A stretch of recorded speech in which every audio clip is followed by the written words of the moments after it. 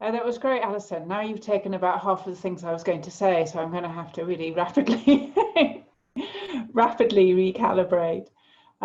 Yeah, Sam, I wouldn't normally correct an introduction, but I think my Wikipedia page is wildly out of date. So my most recent and important book, so that's Some Kids I Taught and What They Taught Me, which is about 25 years in the classroom.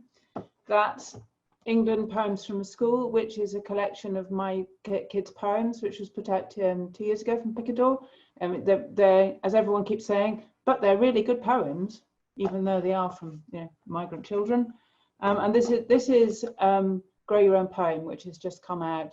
And I hope it will be useful to teachers as well as to, it's basically all my best lesson plans made into a self-help book.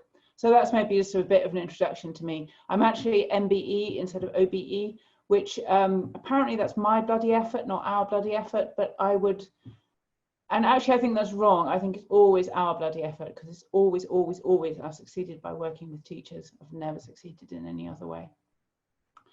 Now I was so bold and pushy as to ask people to look at a little movie, in which I have a very bad haircut. And I am working with a girl called Holly, and she writes a poem in response to Simon Armitage. And I don't know how many people, I wouldn't necessarily write a movie, watch a little film if someone asked me to, so I hope that some of you did get to watch it. The reason that I asked people to watch it is that was as good as I ever got. So partly I was showing off, I suppose, but partly it helps me to see what can be done, and it also I think shows what those kind of students can produce, because if you look at Holly, you don't think she's going to produce a beautiful, sensitive and moving poem which is also beautifully constructed, but she absolutely is. So I think that in itself is quite a challenge. So what I'm want to do is to think about how I got that. How did I achieve that? And I think there's lots of reasons. That group was constructed after I'd been in the same school for 6 years. And I think that's a good lesson for people who come from the outside, like, from First Story, those kind of things, that if you're known, if you're not just fairy dust, if you're there all the time and you're part of the furniture, you can achieve more powerful outcomes. You get to know people. And that's especially true of vulnerable children. That group was a group of vulnerable, at risk was the term that we were given, at-risk year 11s. They were at risk of failing out of school completely. That's why the school was trying to do something about them. They were thinking about their data as well as the human beings. They were also at risk at home in different ways. So Holly, you saw there as an orphan. She lost both of her parents to addiction, which is pretty terrible. All the other kids in that room were at risk in different ways. So I made a poetry group out of them. Now, I think I was also able to do that because I'd known them all. I'd written poems with them all and knew them in different contexts since year 7, so I didn't know them. I wasn't just diving in. Another reason I think that it worked was that it was put together with the support of teachers. So I was monitoring that with the deputy head, who was in charge of special educational needs, emotional behavioural needs. I was monitoring it with the teacher and the assistant head in charge of inclusion. We worked on all those things together, and we talked about referrals, and I talked to the school counsellor as well. So we were all in it together. It wasn't again, it wasn't somebody diving in and sprinkling literacy fairy dust on it. So it was part of the organic movement of the school. And I think one thing that I learned from that is that to be inclusive, properly inclusive, you have to be positive. If you're you can't just say, I am a nice person, I am a nice teacher, therefore my class will be inclusive. You have to think, who are the people who are generally not included in literacy outcomes? White boys, actually, a lot of the time. Black boys, excluded in different ways. What are the things that are excluding them, and how can we make it better? And when it's voluntary groups and after school groups, that brings me to the last thing there. Those kids are in their PE lesson in that room. They're supposed to be in PE.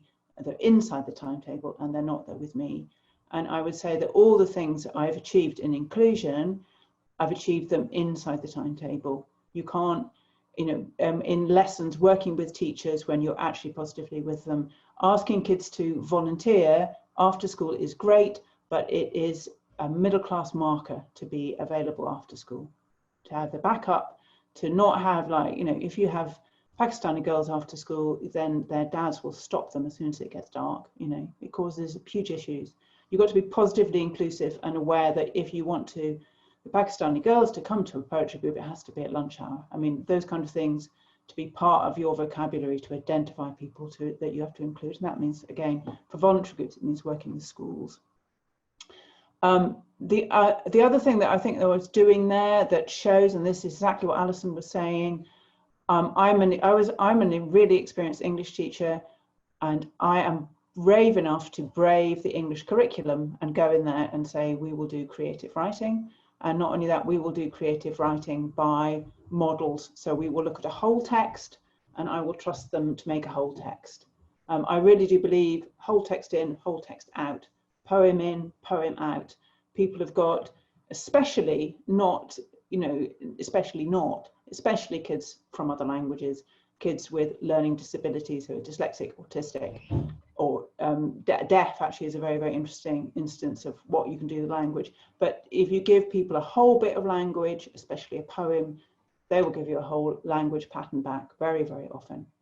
And the problem with our current curriculum, or one of the many problems with our current curriculum, is that it chops language up, and it does not reward creative writing at any level.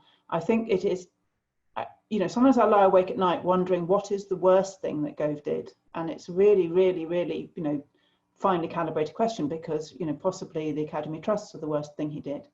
But actually, if I had to choose one thing, I would say it was the Year 6 SAT that imposes on literacy the idea that parsing is what you need to know, to chop up language in a way, in a codified way that is ridiculous. I mean, nobody needs to know what a fronted adverbial is. What you do need to know is how to read and love a story. And that kind of poisoning and chopping up starts at Year 6. It goes all the way through. And it takes an experienced, resilient, strong teacher to go in and say otherwise. And you're going to be swimming, or teachers swimming uphill against the curriculum. And the final thing that's going on in that room is I'm sitting in a nice room with a small group, and most schools don't have the money for that. And I raised the money for that charitably. It took a hell of a lot of time. It was really difficult, and I didn't get paid very much for it. Basically, it was self-funded. So that kind of funding is not going to happen very often.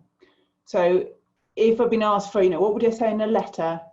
What would I say as a provocation? Well, I would, you know, basically, I'm the kind of person I would say, abolish all the private schools and double the pay teachers pay, and let's abolish GCSE. Actually, let's abolish GCSE.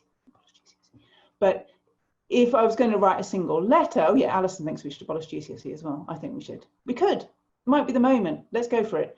But if we were going to do one thing at the moment, I would say, can we have some reward, some better reward for writing in the curriculum? Can we do something about that literacy SAT, that terrible, terrible literacy SAT in Year 6 that makes everyone's life so awful and that makes writing so bad? And can we, oh God, what have I done? Okay, sorry. And if we're thinking about the arts in the curriculum, can we campaign for the arts to be allowed to work inside the curriculum as an inclusion unit, as an inclusion issue? It's very, very frustrating only to be able to raise money to work for the arts outside the curriculum. If you're constantly working for the arts outside the curriculum, you're not going to be able to deliver inclusion effectively. So those three things: arts inside the curriculum, can we do something about the SAT, and get them, and can we do something about the rewards for writing within the secondary curriculum? Those are the three things that I would focus on in practical terms.